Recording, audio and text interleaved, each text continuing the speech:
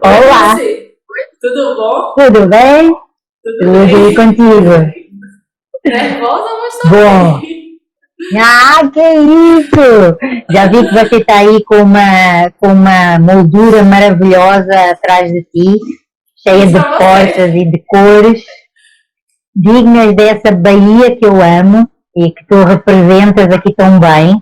E por isso, para mim, é uma enorme satisfação não só estar aqui contigo, como também bater este papo numa sexta-feira, véspera aí de um feriado grande, mas em que nem por isso nós deixamos de estar aqui a partilhar conteúdo, a partilhar conhecimento e a partilhar as nossas histórias.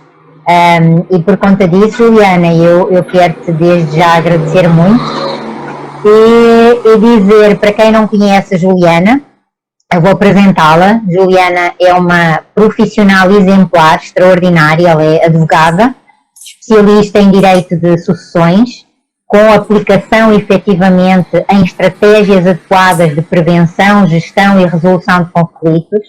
Ela é participante da Chave, participante do Active Masterclass, e eu diria que ela é uma profissional contemporânea, uma advogada consensual efetiva.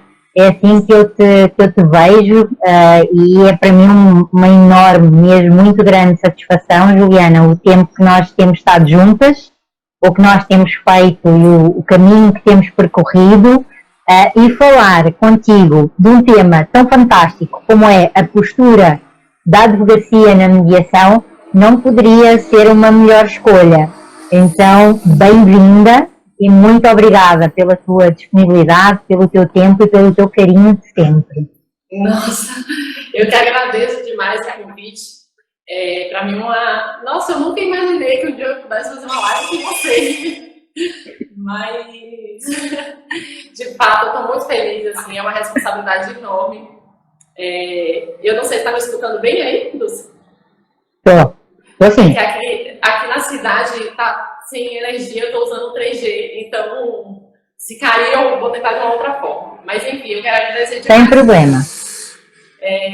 Para mim é uma honra, esse tema representa demais na minha vida, porque por muito tempo eu achei que o advogado ele não tinha um papel na mediação. E eu cheguei a desacreditar nisso até que eu te conheci. E aí eu falei, não, tem sim, e tem um papel importante, um papel fundamental. E na primeira ou na segunda aula do seu curso, você traz justamente isso de desmistificar que o advogado não tem um papel ativo na mediação. Aí, se você pudesse dividir isso aqui com o pessoal também, assim, do mito, né, que tem do advogado ter uma postura passiva na mediação. Maravilha. Eu quero, de facto, te dizer que essa é uma das questões que é um dos maiores desafios que nós ainda encontramos, muito por conta da questão de que a mediação, existem vários modelos, existem vários modos, no sentido que existe uma mediação no modelo judicial, uma mediação no modelo privado, e muitas das vezes aquilo que foi acontecendo, e que agora, felizmente, já está cada vez a serem menores os casos que nós temos conhecimento, o advogado ele não era considerado como uma peça fundamental do processo de mediação. Ele muitas das vezes era considerado como um estorvo, como alguém que atrapalhava.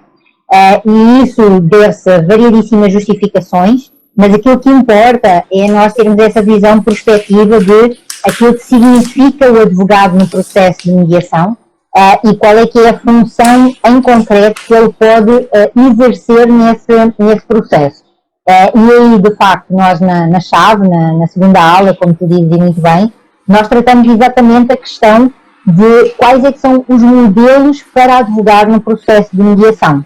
E dentro desse aprofundar que nós tratamos, desse aprofundar que nós trabalhamos, nós falamos ali que existem aquelas situações, principalmente nos meios menores, ou também em situações, até como tu trabalhas muito, não é, de sucessões, onde é necessário, ou outras, até empresariais, onde os intervenientes têm um preconceito de que dizer ao outro que eu tenho advogado significa que eu já estou na briga. E por isso evitam de dizer que existe um advogado. E isso também é possível no advogado que aconselha o seu cliente a ir ao processo de mediação. Isto é, aquele advogado consensual, que é um advogado especialista em todos os métodos, inclusive no processo de mediação, ele vai aconselhar, ele vai preparar o seu cliente, mas ele vai ser omisso do processo. Isto é, ele nem sequer aparece no processo. Isso é possível? É possível, porque o processo de mediação ele tem vários princípios que também possibilitam essa situação. Mas existem outros modelos onde nós podemos ter, por exemplo, o advogado, que é um advogado que presta uma consultoria, e nessa consultoria, o chamado advogado que faz onde o cliente vai fazer uma consulta, e aí esse advogado ele vai não só aconselhar, como ele vai preparar o cliente, mas o cliente vai sozinho ao processo de mediação.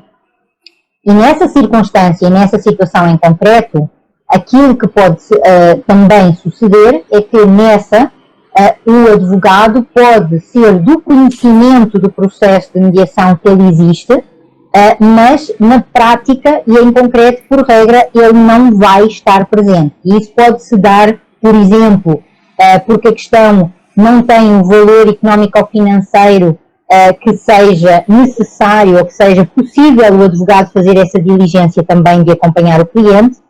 Também se pode dar o caso de não ser uma situação onde isso é uma efetiva necessidade, e esse advogado, que é um advogado consensual especialista no processo de mediação, ele vai, com isso, mais uma vez, demonstrar ao seu cliente aquilo que é efetivamente necessário ele gastar. Isto é, não é necessário ele gastar com uma diligência do advogado se isso não for para trazer um valor acrescentado.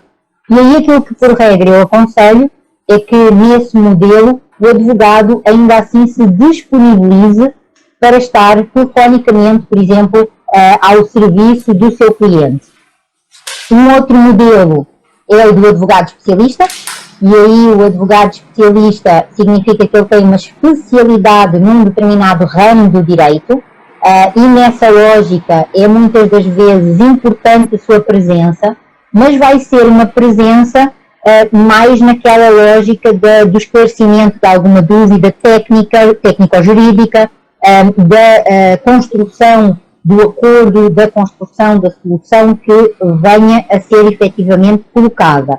Então, esse advogado especialista, nós podemos dizer que o modo como ele se vai, de facto, aí comportar na mesa, ele pode ser mais ativo, mais passivo, mas não existe essa regra de que o advogado só vai à mediação para prestar aconselhamento jurídico. Porque se for para isso, ele fica no escritório e pelo telefone ele dá essa consulta. Ele não precisaria de estar presente.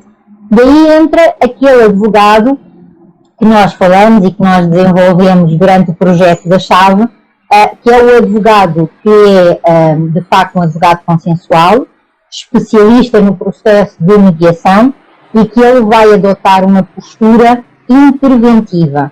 Não só interventiva de escolha da mediação, escolha do mediador, preparação do cliente, elaboração de um plano de estratégia para a mediação, definição das declarações de abertura, enfim, tudo aquilo que esse advogado, nessa sua intervenção, também durante o processo, ele vai ali aprofundar e ele vai também precisar de trazer e participar.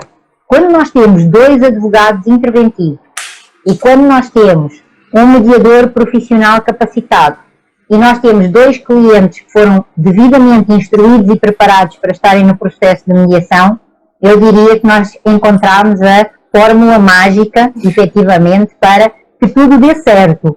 E aí nós vamos ter alguns percalços, certamente, mas essa é, diria, aí o quarto modelo. E por fim, no caso da legislação brasileira de mediação, nós temos também a chamada advocacia representativa no processo de mediação. porque o 334, lá no parágrafo 10º do CPC, ele permite que o advogado substitua o cliente durante esse processo, óbvio, com procuração específica e tudo mais. Não é o mais indicado, mas legalmente isso é possível. E aí, mais uma vez, o advogado que tem esta expertise, esta especialização, ele vai identificar quais é que são as situações em que ele vai atuar e qual o modelo de advocacia no processo de mediação que deve efetivamente ser aplicado, ser desenvolvido e ser ali também aprofundado. Era isso que estavas a questionar? Sim, que não existe só uma forma, na verdade, né, do advogado ter essa atuação, você já trouxe 5, então o que mostra que essa passividade, ela não deixa de ser literalmente um mito. Então, isso me alegra demais. Eu só pensava que existia um e você trouxe várias. E assim, além de reforçar, diante do que você fala, da essencialidade do advogado, né? Porque ele, além de ter essa habilidade pelo processo de mediação, ele também traz a segurança da questão da informação jurídica que cabe ao advogado, e se não tem um advogado, as partes elas não teriam, que você fala assim, a propriedade de fazer uma escolha, porque ela não tem a informação. Então, eu acho que a presença do advogado no processo de mediação ainda é muito... reforça ainda mais pela essencialidade da função do advogado nesse processo. Eu vejo também dessa forma, que é um reforço até para as partes. E assim, Luz, uma outra coisa que eu queria assim, que se falasse um pouquinho, é que no processo de mediação, o advogado, ele não vai trazer a solução para o cliente, né? Quem vai tomar a decisão é a própria parte, o mediado. E assim, como que o advogado vai se posicionar em relação a esse cliente, para que esse cliente ele tenha ele consiga trazer essas opções de ganho mútuo, não só para ele, mas formular alternativas que favoreçam também a outra parte. Então, como é que o advogado ele vai se posicionar frente a esse cliente?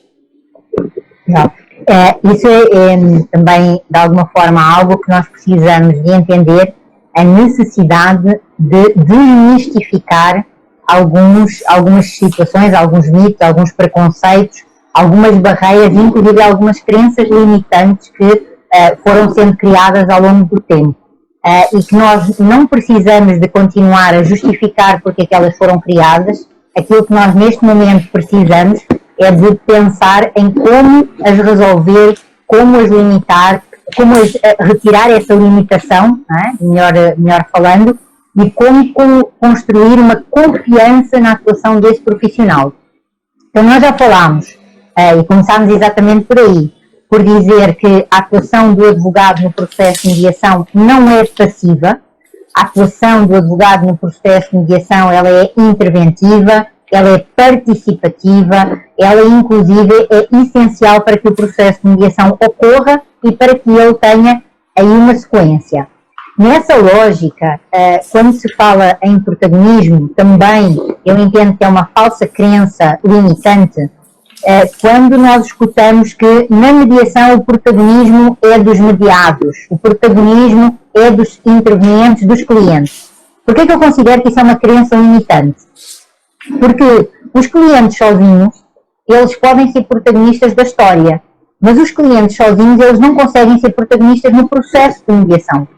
Para que os clientes consigam ser protagonistas no processo de mediação, nós precisamos de ter o protagonismo do mediador, que é aquele profissional técnico especializado no processo de mediação que vai conduzir os trabalhos. E que se ele não for protagonista nessa condução, não vai haver processo. Assim como também nós precisamos de ter o protagonismo dos advogados no processo de mediação. Porque o advogado é, por essência, um profissional parcial em relação aos interesses e aos direitos do seu cliente. A questão é que, dentro dessa parcialidade, a maioria dos advogados está ainda acostumada a um pensamento, a um mindset, a uma forma de pensar de que eu só me vou preocupar exclusivamente com os interesses do meu cliente. E isso é a primeira crença limitante que nós precisamos de ultrapassar. Porquê? Porque se eu só me preocupar com os interesses do meu cliente enquanto advogada, aquilo que vai acontecer é que eu, de alguma forma, estou a dizer que eu não preciso do outro. A partir do momento em que, quando eu estou preocupada com os interesses e com as necessidades do meu cliente, eu constato que para ele as adquirir, que para ele conseguir essa solução ou essa resposta, ele precisa do outro, aí eu já tenho a resposta de que eu preciso de ter um olhar para o todo. Isto é, eu preciso de saber que o conflito é algo que é inevitável, mas que a forma como nós vamos lidar com esse conflito, a forma como nós vamos utilizar o processo de mediação, a forma como nós vamos negociar, a forma como nós vamos comunicar, vai ter toda a diferença, ou vai ser toda a diferença. Então, por exemplo, como advogada consensual especialista no processo de mediação, eu tenho a obrigação de desenvolver competências de comunicação. Uma escuta que seja uma escuta empática, uma comunicação e uma fala que seja assertiva e não agressiva. Todas essas competências e outras dentro da comunicação me vão dar esse mote, digamos, essa resposta sobre como eu me devo posicionar em relação ao processo, em relação ao outro e também em relação ao meu cliente. E aí é muito importante que os advogados e as advogadas entendam que o papel na mediação, o papel durante a mediação, é muito um papel de efetivo acompanhamento, aconselhamento e cumplicidade com o seu cliente.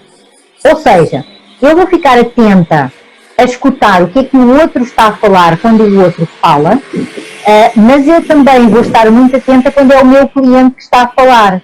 Porque se de alguma forma eu sentir que ele está a começar a entrar num campo que não vai ser um campo que vai trazer vantagens ao processo de mediação, eu devo fazer uma intervenção com ele. E, se necessário, eu posso fazer um pedido de um intervalo, de uma pausa, para conversar com ele em particular. Eu posso fazer uma série de outros procedimentos que a mediação nos vai trazer, nos vai deixar e nos vai acautelar, para que seja, de facto, viável e possível conseguir alcançar esse resultado que eu e o cliente, lá no escritório, desenhamos e pretendemos alcançar. Então, por exemplo, e desde logo, em termos de, como tu estavas a colocar, como é que eu me posiciono, eu advogada, me posiciono com o meu cliente? Antes de eu ir para o processo de mediação, eu tenho a obrigação, tenho o dever, enquanto advogada, de fazer com ele uma análise económica dos direitos dele.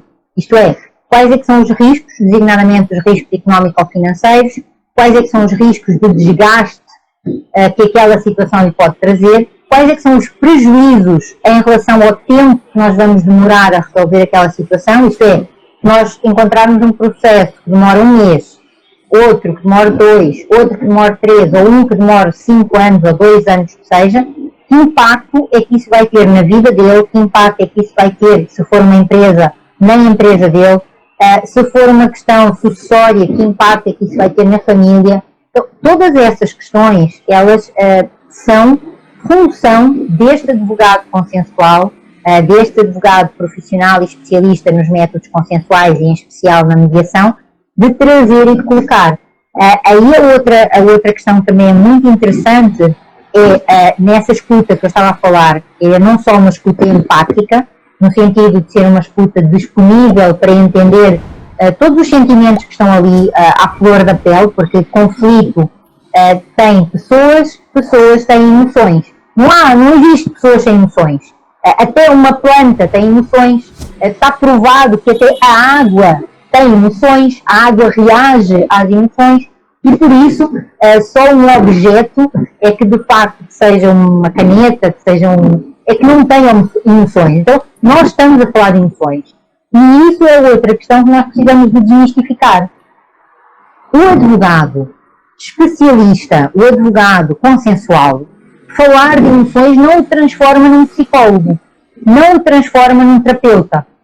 O advogado que tem expertise em emoções Efetivamente, vai ser um especialista na gestão dessas relações, na gestão desses relacionamentos. Quando esse advogado sente que ele está a chegar ali a um nível ou a um estádio que já entra no campo da terapia, aí o advogado tem a obrigação de para tudo e vai para o terapeuta. Não continua, porque advogado e advocacia não é terapia, nem advogado é terapeuta. Existem N profissões no mundo, existem N profissionais no mundo. Nós aquilo que precisamos fazer é de nos respeitar uns aos outros, porque, como eu costumo dizer, o que nós temos é abundância e não escassez. Quando nós vivemos no medo da escassez, nós de facto vivemos no medo da concorrência, logo vivemos no medo da sobrevivência, e para sobreviver nós temos que acabar com o outro. Se nós vivermos com uma cabeça na abundância, aquilo que nós vamos viver é com uma cabeça no crescer, no construir mais, no construir juntos e na identificação que existe lugar para todos. E esse, neste momento, é o convite que este advogado consensual está a fazer à sociedade. Ele está a dizer que ele trabalha como advogado, ele tem outras habilidades e outras especialidades que fazem o quê? Fazem com que ele se saiba comportar, como tu disseste muito bem, em outros processos.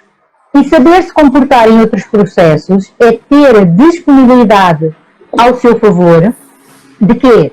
De poder continuar a contratar o judiciário, de poder também contratar mediador, de poder contratar um negociador, de poder contratar uma arbitragem ou eventualmente até de resolver aquela situação por meio de uma negociação.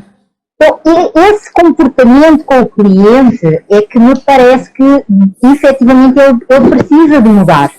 E se ele mudar, como eu brinco, e você sabe bem, Juliana, como com a pipoca, não é? Ou seja, se ele mudar de dentro para fora, se ele mudar no milho e se transformar em pipoca, nós conseguimos identificar que no teu espaço, na tua localidade, tu tens essa expertise. Agora, tu vais conseguir aplicar essa expertise sozinha? Não. Tu precisas de outros advogados que também queiram trabalhar contigo desse jeito. E vão haver dias em que a tua postura tem que ser mais assertiva, mais incisiva e eventualmente até uma postura mais beligerante. Sim, óbvio. E aí, das duas uma, ou tu dás conta, ou tu delegas no outro colega para ir a um método heterocompetitivo. E estamos felizes da vida. Se tu conseguires dar conta, tu podes caminhar nestas várias vias, nestas várias portas, nestas várias jornadas, não é? Então, tudo isso, eu sinto que, de facto, tem muito de ver com essa questão de posicionar-se. E depois, quando nós falamos na construção, uma coisa é a construção, outra coisa é a decisão. Isto é, quando nós falamos na construção, se nós tivermos uma cabeça a construir, vai pensar de um jeito só. Se nós tivermos dois jeitos. Se nós tivermos, como é pressuposto, termos na mesa de mediação em que há dois intervenientes. Nós temos dois intervenientes, dois mediados. Nós temos dois advogados, temos 4 pessoas. Nós temos um mediador, temos 5 pessoas. Então nós temos 5 cabeças a potencializarem, porque no caso do mediador ele não dá sugestões, mas como eu disse, ele é protagonista na gestão do processo, então ele vai potencializar que surjam diversas opções, que se construam diversas opções. E dessas diversas opções que surgem, nós vamos fazer o quê? Enquanto advogadas e enquanto advogados, nós vamos auxiliar o cliente a que ele faça um entendimento, que ele possa ter uma decisão informada e esclarecida, que ele tenha consciência daquilo que ele está a aceitar ou não, daquilo que ele está a sugerir ou não. E isso é algo que é um diferencial, porque nós estamos a potencializar a autonomia da vontade do cliente. E por isso nós estamos de facto aí a trazer um estímulo a que esse trabalho seja feito, mas no final a responsabilidade daquela decisão, a responsabilidade daquela aceitação, daquele compromisso, daquele comprometimento final é do cliente. E isso Diz. Não, eu ia falar isso, que o cliente, quando ele tem essa preparação, ele consegue assumir essa responsabilidade. Aí E isso... Não, eu ia só concluir aqui para te passar então a palavra. E isso faz com que ele, quando ele decide efetivamente que é aquilo que ele quer, como foi uma decisão dele, é óbvio que ele vai cumprir. E por isso é que quando perguntam qual é que é a taxa de incumprimento dos acordos no processo de mediação, é praticamente zero. Porquê que é praticamente zero? Porque são os próprios que assumem esse combinado, e que quando eles assumem esse combinado é porque eles dão conta, porque essa é uma pergunta que o mediador faz. Ou seja, vocês dão conta? Então era isso que eu queria aí trazer. Você falou assim no milho da pipoca, né? Eu me sentia completamente o milho antes do curso, e é verdade. E assim, depois, quando a gente se apodera, né, da nossa força como advogado, através das técnicas e das competências que a gente aprende durante a transformação que é o curso, a gente consegue passar essa força para o cliente, e o cliente ele consegue ter a confiança nele mesmo, porque ele sabe que ele não está ali num processo de forma amadora ou no senso comum, né? São passadas técnicas, o advogado que ele está preparado para esse processo consensual, ele já antecipa as etapas para esse cliente, então ele já consegue ter essa visão mais ampla, e essa confiança faz com que ele se sinta à vontade dentro do processo para poder ter essa responsabilidade. Então, eu acho que vem primeiro do advogado ter essa postura interna, dessa própria confiança de que ele é um advogado, como você falou, e assumir o papel de advogado e nenhuma outra função que não lhe cabe. E assumindo isso, ele automaticamente reverbera isso no cliente. E então eu vejo assim, que essa confiança que o advogado passa no processo faz com que o cliente se empodere e consiga tomar a decisão, como também você disse antes, de forma informada, né? Sabendo dos direitos. Então acho que isso solidifica e fortalece. Então esse acordo, a tendência é ele ser cumprido porque ele foi bem informado, ele decidiu, ele participou. Então o sucesso ele é praticamente garantido, assim, eu vejo nesse sentido.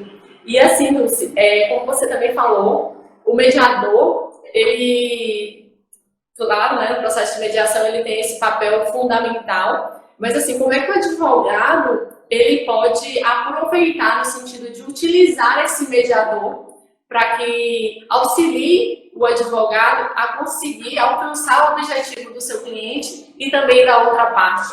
Assim, queria que se você pudesse trazer mais essa informação. Quando nós falamos que o advogado vai utilizar o mediador e vai utilizar o processo de mediação, por vezes isso pode soar um pouco, até diria, talvez até arrogante ou um pouco prepotente. E aí é necessário nós desmistificarmos uma questão, que é, quando nós falamos em utilizar, significa utilizar as funções do mediador, utilizar o papel do mediador, utilizar aquilo que é pressuposto o mediador fazer. Da mesma forma que o cliente vai utilizar o advogado naquilo que são as funções, nomeadamente de uma informação jurídica e técnica que seja legal e que seja efetiva. Então é dessa utilização do mediador que nós estamos aqui a falar, certo, Juliana? Sim, isso mesmo. Ok, então vamos lá. Então o que é que eu diria aí? É importante nós, para sabermos utilizar o outro e sabermos até onde eu posso utilizar o outro, saber quais é que são as suas competências e também saber quais é que são as suas funções.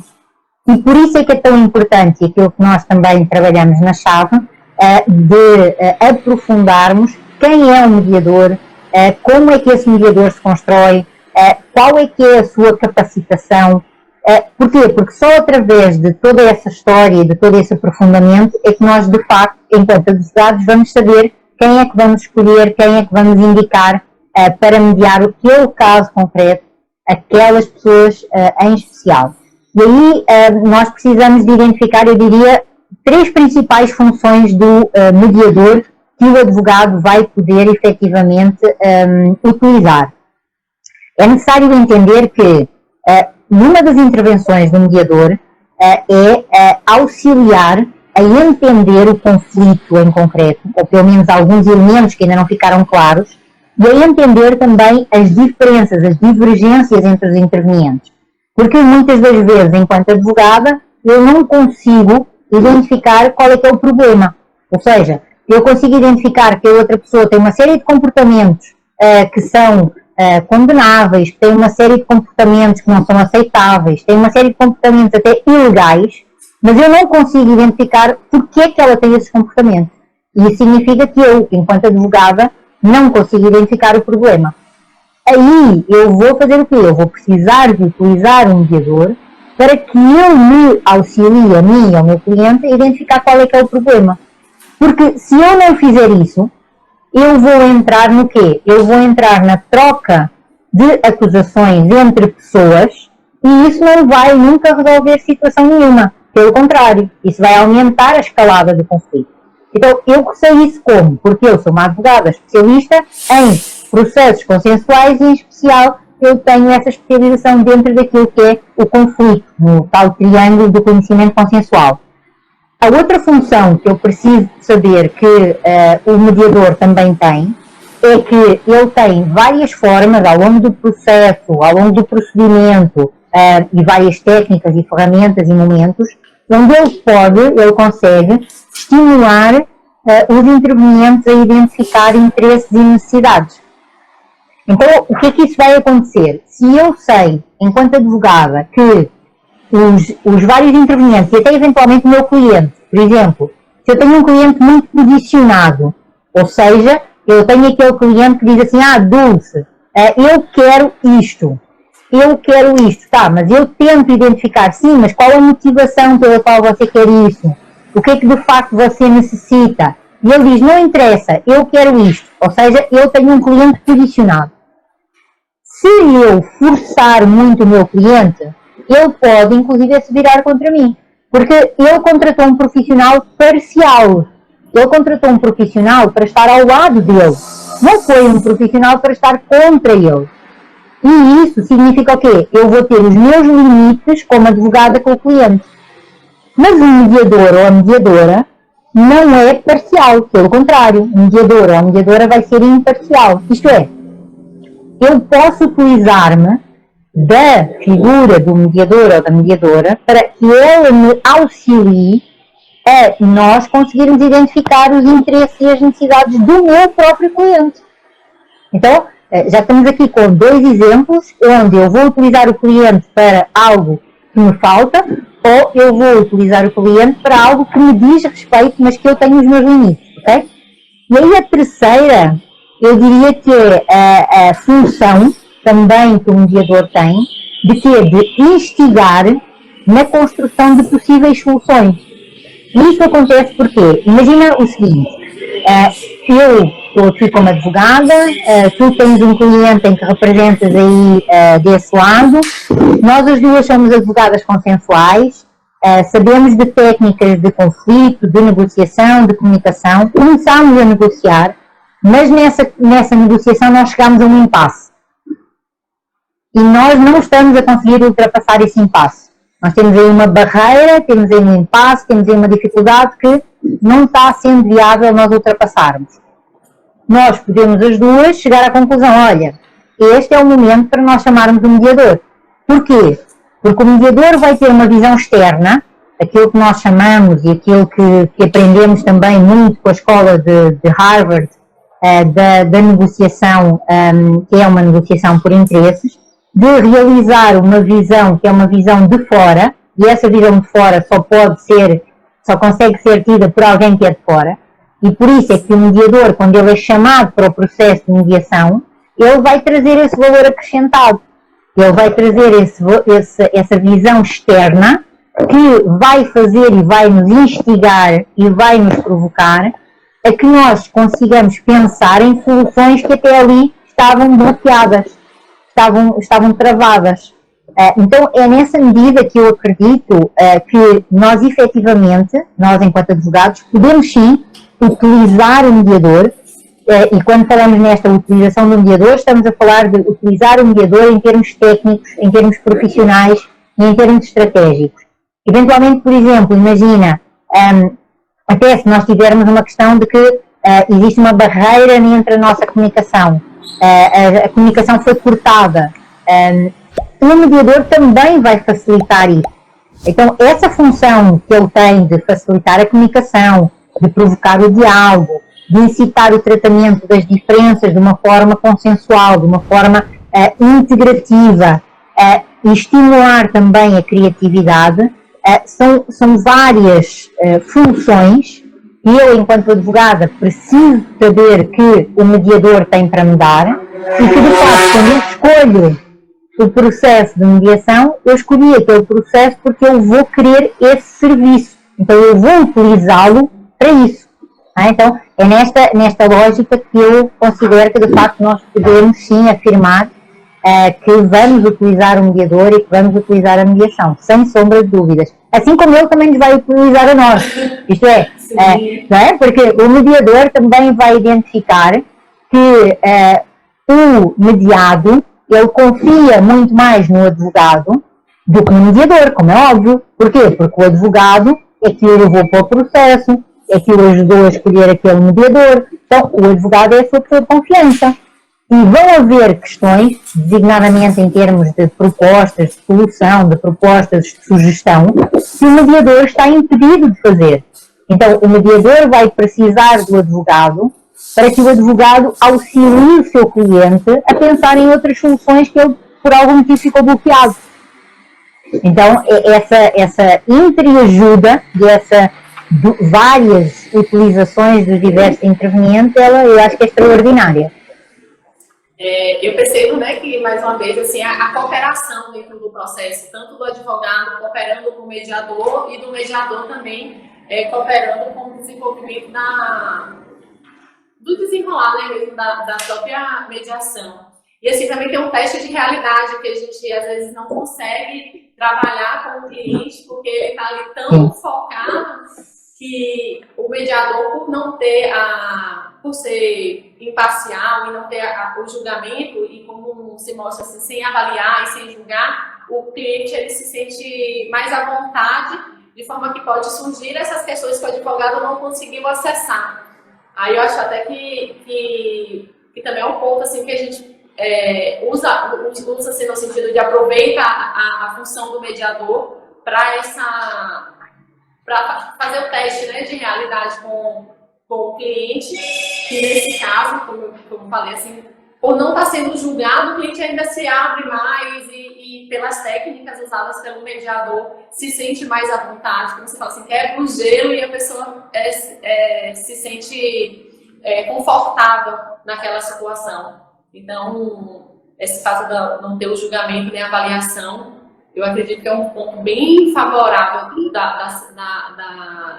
do mediador nesse sentido, assim, de cooperar para chegar a uma solução. E assim, Lúcia, mas a gente, geralmente, a gente consegue que as partes elas estejam mais abertas para o diálogo, mas nem sempre, né? A gente também vai ter que lidar assim, com pessoas muito difíceis, mais ou menos difíceis. Então, assim, como que o advogado ele vai se portar diante do seu cliente, às vezes é difícil, e a outra parte também, que a gente não tem muito acesso, pode ser de fato uma pessoa difícil. Então, assim, como o advogado consensual, dentro de um processo de mediação, vai poder se comportar diante disso, dessa situação? Eu estava aqui a escutar-te e estava aqui a lembrar-me que, às vezes, ou por vezes, o próprio advogado também é a pessoa difícil. Ou seja, mesmo eu sendo uma advogada consensual, isso não significa que eu, por vezes, também não seja difícil, né? Porque ninguém é perfeito, e aí aquilo que eu convido a todos, tem um livro, que é um livro muito interessante, que é também um best-seller do projeto de negociação da Escola de Harvard, que é Conversas Difíceis. E esse livro em particular, ele é muito interessante, ele ainda traz aquilo que é a sabedoria original do lado do Roger Fisher, que é, digamos, o pai de quando nós falamos desta negociação da escola de Harvard e lá do projeto, que ele traz os seus ensinamentos e as suas partilhas muito, muito, muito interessantes. E aquilo que me parece é que quando nós falamos em pessoas difíceis, ou eventualmente pessoas que talvez até não estão preparadas para o processo de mediação, é necessário nós termos essa tomada de consciência primeiro, que é o facto de que se nós temos pessoas difíceis, significa que elas têm uma justificação, elas têm uma fundamentação para essa sua dificuldade. E aí, o que é mais fácil e o que é humanamente normal nós fazermos é colocarmos um rótulo. Ou seja, nós dizemos aquela pessoa é difícil, aquela pessoa é insuportável, aquela pessoa é arrogante, aquela pessoa é inadequada. Ou seja, qualquer rótulo serve para nós colocarmos aquela pessoa em concreto, porque é muito mais fácil. A nossa cabeça, ela trabalha com uma organização em caixas. Então eu vou colocando numa caixa, eu abro a gaveta, eu coloco lá e eu fecho. Ou seja, significa que... Porquê é que eu faço isso? Se eu faço isso é porque eu não estou preparada para lidar com emoções, é porque eu não estou preparada para lidar com sentimentos, é porque eu não estou preparada para trabalhar com pessoas. E aqui entre nós, Juliana, a maioria dos advogados que têm apenas uma formação universitária, de facto não estão preparados para isso. Não estão.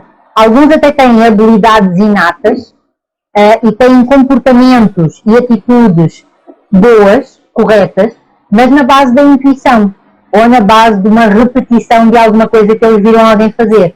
E isso significa que eles não são profissionais. E essa é a nossa preocupação. Ou seja, aquilo que nós estamos a dizer é que é possível ser um profissional consensual. É possível ter novas competências. A questão é, quer ou não quer? E aí é uma escolha. Cada um faz a sua e, princípio da autonomia da vontade, toda a gente é livre. Mas falar aqui desta questão que é pessoas difíceis, elas acontecem logo no primeiro estágio, que é o estágio da negociação. Isto é, quando eu como advogada vou em representação do meu cliente negociar por ele, significa que ele já tentou negociar e não conseguiu. Então nós estamos no segundo estágio, nós estamos no segundo processo. Primeiro processo, ele fez uma negociação direta, não deu certo, aí ele veio ter comigo, como advogada, pediu a minha intervenção. E eu vou fazer o quê? Vou fazer essa negociação indireta. E aí aquilo que vai acontecer é, eu posso me deparar com alguma barreira a essa negociação, e essa barreira pode ser uma pessoa insuportável. Ou seja, a tal dita do tal rótulo. Aí o que é que eu preciso entender?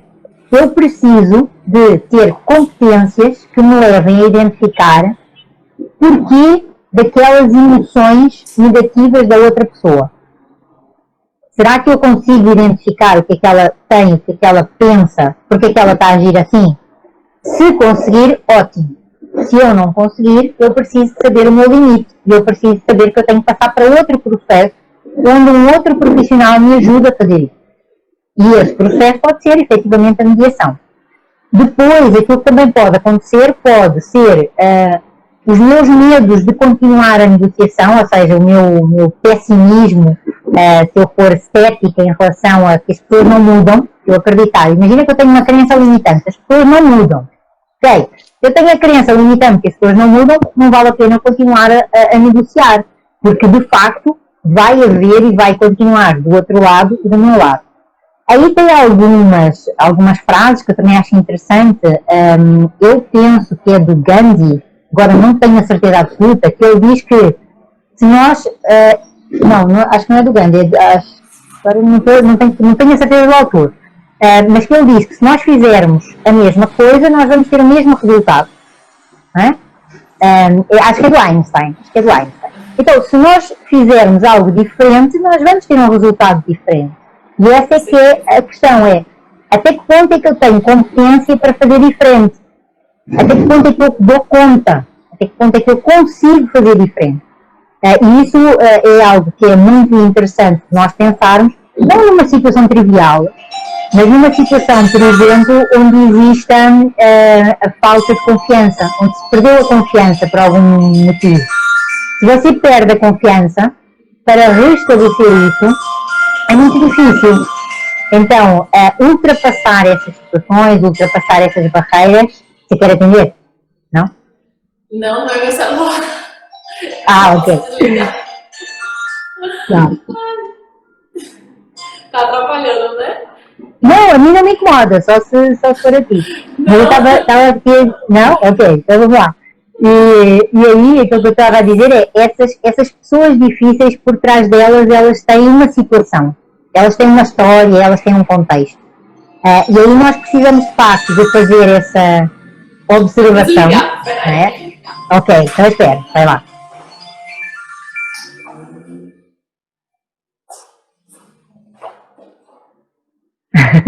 Desculpe, Dulce. É muita tecnologia junta. Muita tecnologia. Eu tava com medo do meu celular acabar a internet e aí eu achei um outro aqui de reserva. Você tá vendo?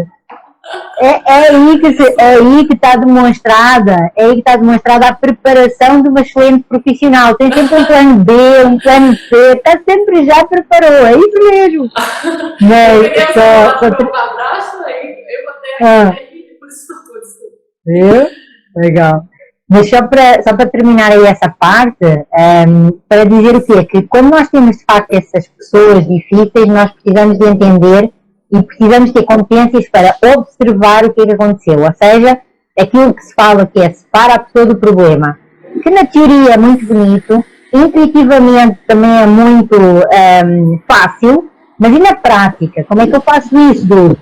Isso treina-se. Isso precisa efetivamente de várias horas de trabalho. Não é só assim, não é ler o livro e já estou. Da mesma forma que quando existem pessoas que têm essas atitudes, existem sentimentos que são gerados. Então, a questão da empatia. Empatia não é sentir o outro. Melhor, empatia não é colocar-me no lugar do outro, porque isso é impossível, é humanamente impossível.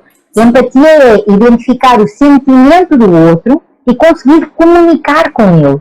E isso é algo que também é viável, é possível, é uma competência necessária, mas treina-se, trabalha-se, pratica-se.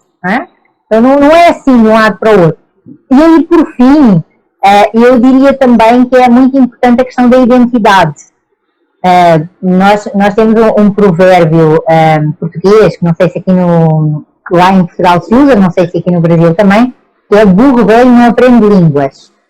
Que é o preconceito de que as pessoas não mudam. Não é?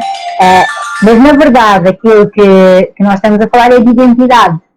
Na verdade, aquilo que nós estamos a falar é, de facto, de conseguirmos entender acontecimentos, sentimentos e identidade.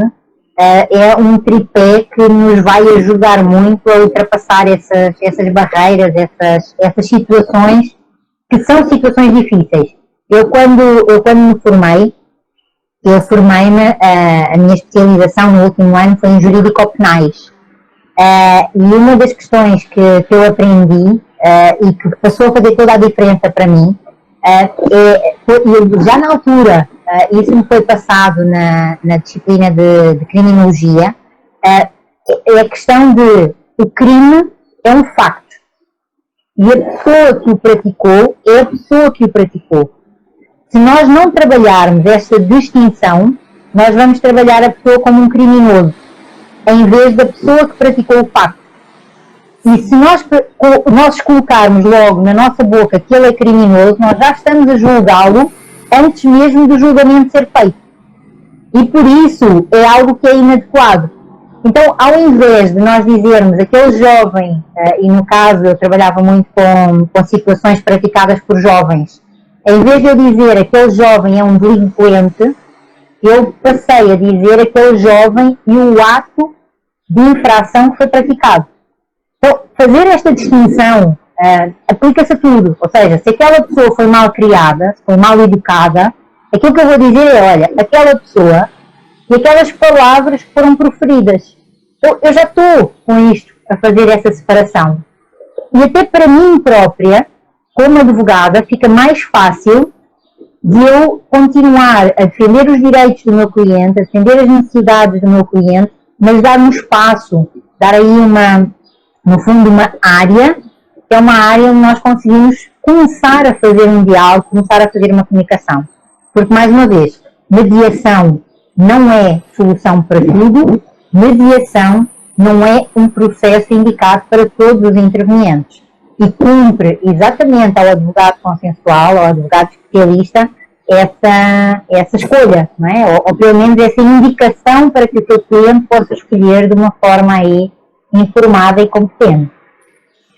Você falou uma coisa assim que ficou muito marcada para mim, que o processo de mediação não é romântico, né? Que as pessoas tendem a romantizar muito esse processo e que na verdade ele é um processo complexo e que demanda competências e habilidades, em especial do advogado assim, que trabalha de forma direta com o cliente. E agora você falando, você falou assim, às vezes a gente também é uma pessoa difícil e a gente sempre está olhando para o outro, vendo as dificuldades que o outro traz e a gente, né? Como a gente tem que se vigiar para não ser essa pessoa difícil. E no curso que eu participei, do Arquiti, quando eu me coloquei na posição do cliente, eu pensei, né? Nossa, como eu preciso também evoluir e olhar para mim e tentar melhorar. E assim, e é uma prática, como você está falando, constante. A gente tem que estar treinando e não parar, porque a gente também muitas vezes se coloca nessa postura, a posição, assim, o próprio advogado se posiciona, faz o julgamento não só do cliente, como também da outra parte, e muitas vezes é o advogado que impede o prosseguimento desse processo, né, de desenrolar para chegar a essa solução. Então, quando você fala assim, também a gente se coloca como uma pessoa difícil, para mim foi fantástico, porque a gente sempre, mesmo dentro do processo de mediação, a gente sempre está olhando para o outro e se colocando como nem superior, mas que já tem até as habilidades. Não, já tem uma habilidade, mas essa habilidade ela tem que ser desenvolvida assim, diariamente. Isso para mim foi muito impactante. Assim. Eu costumo trazer que nós temos que ter consciência que nós somos seres humanos e por isso nós somos imperfeitos. E essa situação é o ponto de partida de toda a comunicação, não é, Juliana? Mas dentro desta questão que nós estamos aqui a abordar, da postura e da conduta e da atitude do advogado, aquilo em concreto que eu também acho que é muito importante nós trazermos, e isso tu trouxeste de uma forma muito clara, é que é um processo nosso, é um processo do profissional, da construção do profissional, e em que nós podemos nos deixar formatar, que é algo que eu sou absolutamente contrária, como tu sabes, ou eu posso deixar-me ser desformatada. E, no fundo, eu não vou perder a forma, porque a forma tem que ter com a essência. E isso precisa de ser preservado. Porque, no meu caso, eu considero que essência e genuinidade são dois fatores que fazem com que cada uma de nós seja diferente. E vão haver situações em que tu vais ser a escolhida, vão haver situações em que eu vou ser a escolhida, e vai haver lugar para todas. A questão é nós entendermos quais é que são essas nossas habilidades diferenciadas. E ao invés de querermos ser, de alguma forma, uma cópia, encontrarmos em nós mesmos aquilo que nos faz ser essa diferença. E em particular, para mim tem sido muito bom trabalhar contigo, porque de facto tu és uma caixinha de surpresas e trazes nessa tua postura e nessa tua conduta também esse sinal de esperança que é necessário para esta advocacia que nós estamos a falar, porque não basta um, não é? Nossa, eu nunca mais falo com você. Porque eu falo assim, que você transformou a minha advocacia. o pessoal daqui de casa já não aguenta mais, eu só falo de você. Assim, porque de fato você transformou não só a minha advocacia, mas assim, o meu posicionamento na vida, né? Porque a gente começa a se olhar de uma outra forma. E a ter, assim, a trazer a responsabilidade que a gente tem nesse mundo, principalmente no momento que a gente é um meio para que as pessoas consigam os seus direitos. Então, eu vi um pessoal falando assim no seu, dando depoimento, falando assim, o curso de doce deveria ser um requisito para passar na OAB. E assim, eu assino embaixo porque seu curso, assim, eu já tive a oportunidade de dizer que eu sou completamente assim, admiradora do seu trabalho, mas por isso, pelo impacto que ele causou na minha vida e de certa forma nas pessoas, né, que estão ao meu redor. Então, assim, esse olhar diferente para as coisas é fantástico, assim, é impressionante. Eu fiz o curso, estou refazendo, eu já vejo mais opções, eu falo, nossa senhora, esse curso eu tenho que ficar fazendo sempre, porque é muito aprendizado. Você traz assim de uma leveza a responsabilidade da advocacia e também a questão da abundância que você traz muito, que é um tema tão assim difícil, né? Para que os advogados tipo assim, também vão me incluir, não vou me incluir mais, às vezes a gente fica assim, mas o cliente fica tão focado, se eu vou perder o cliente, e tem tanto cliente, tem tantas formas de advogar, tem tantas formas de cooperar. O fato de você trazer essa abundância, né, foi assim transformador na minha vida, de que sempre vai ter mais, sempre vai ter opção, sempre tem uma outra forma. E o quadro foi uma homenagem a você, porque é a questão da abundância, sempre tem uma porta, sempre tem uma saída, então você pode entrar, mas também pode sair. Então, aí a minha homenagem, um agradecimento para você por tudo, assim, é isso. Estou até emocionada. Obrigada, Juliana. A Joelma está aí a perguntar quando será o próximo curso. O Joelma, está aberto, as inscrições estão abertas e todos os outros que me estão aqui a ver e a escutar, as inscrições na chave para advogar na mediação, ela já está disponível, vai ficar disponível até dia 4, então corre lá e vê. E entretanto, também eu ontem disponibilizei, mas também vou dizer aqui em primeira mão para todos, eu decidi disponibilizar as jornadas.dn, que são 18 aulas, gratuitamente, e agora vocês acho que têm cerca de 120 horas, então também corram lá, está tudo lá na página, vejam na minha bio também, porque o objetivo aqui é quantos mais, de facto, nós integrarmos dentro deste projeto, mais rápida vai ser esta transformação e esta mudança. E melhor qualidade de vida vamos ter todos, porque o advogado que consegue resolver o problema de uma forma mais eficaz, mais eficiente, mais célere e também menos desgastante, fica com uma fidelização do seu cliente e além de ficar com uma fidelização do seu cliente, também fica aí com os seus honorários garantidamente mais rápido. Bom, Juliana, estamos aí com 2 minutos. O que tu gostarias de dizer, além de eu te querer agradecer muito a tua presença aqui? Eu só quero também dizer obrigada pela confiança no meu trabalho, obrigada pelo convite, assim, para mim é surreal aqui falando com você. E assim, falar com as pessoas, os advogados que estão assistindo essa live, de que de fato é transformador e uma transformação imediata. Você vai poder usar as suas habilidades. A primeira que você aprender, assim, você já consegue colocar em prática, já vê uma transformação, um olhar diferente das pessoas com você, assim. Eu sou suspeita, porque de fato eu sou completamente apaixonada aí pelas técnicas e tudo que eu aprendi. É transformador, então eu faço esse convite para que os advogados se empoderem da sua função, se empoderem da sua responsabilidade, da sua transformação no mundo e é isso, e façam um curso de doce que vai ver que é transformador. Eu sou a prova viva disso aí. Obrigada, meu bem. Um enorme beijo no teu coração. Muito, muito obrigada, de verdade. E esta é só a primeira de muitas, tá? Porque ainda vamos fazer muito mais coisas, muito mais lives, muito mais tudo. Então não faltarão projetos para estarmos juntas e para continuarmos a fazer este trabalho que sem vocês não era possível, e esta jornada tem sido de facto a demonstração disso. Somos muitas, já estamos a falar a mesma linguagem e estamos de facto cada vez mais a fazer crescer esta comunidade. Um beijo no seu coração, muito obrigada a todos aqueles que nos assistiram até aqui.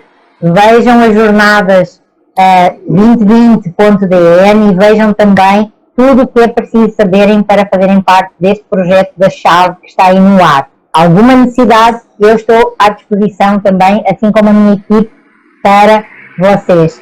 Voltamos na terça-feira, por isso, bom final de semana, bom feriado, beijo grande no coração e até terça-feira. Obrigada, Joelma. Conto em ver-te, tá? Beijo, tchau. Até mais.